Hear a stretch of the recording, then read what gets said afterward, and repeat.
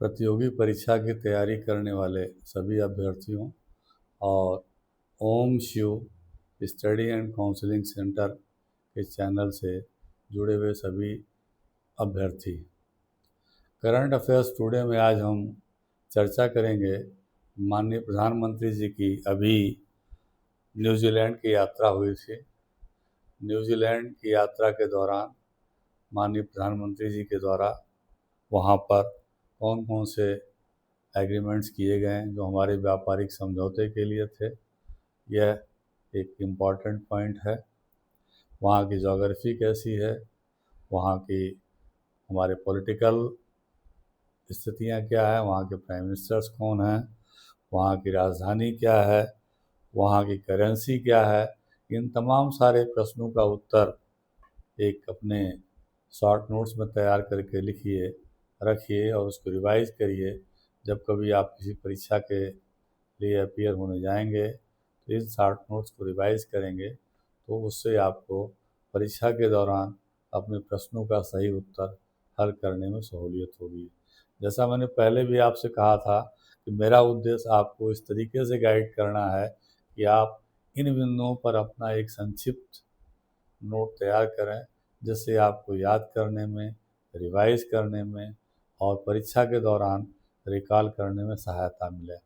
आज ही का दूसरा करंट अफेयर्स का पॉइंट पर्सन से संबंधित है। तस्लीमा नसरीन जी का है। यह लेखिका हैं और पीछे कई सारे इनके विवादित लेख भी आए हुए थे और ये वापस बांग्लादेश जा रही हैं।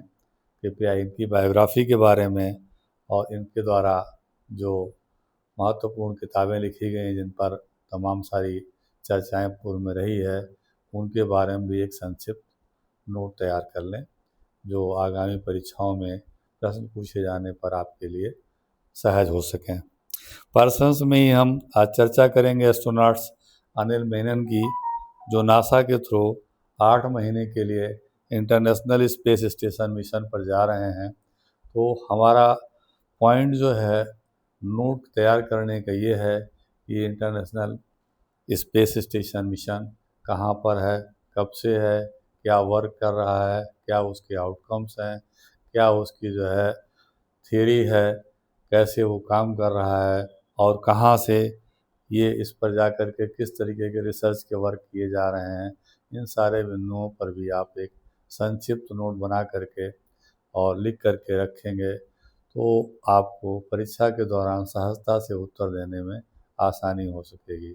मैं परीक्षा देने वाले सभी अभ्यर्थियों से कहना चाहूँगा कि जब आप किसी प्रश्न का उत्तर खुद सर्च करके और अपनी कॉपी में, अपने नोटबुक में तैयार करके लिखेंगे तो निश्चित रूप से मान करके चलिए जब परीक्षा के दौरान आप कंसंट्रेशन से उसे रिकॉल करेंगे तो निश्चित रूप से आएगा उत्तर और सहजता से आप अपने सही उत्तर का चयन कर सकेंगे।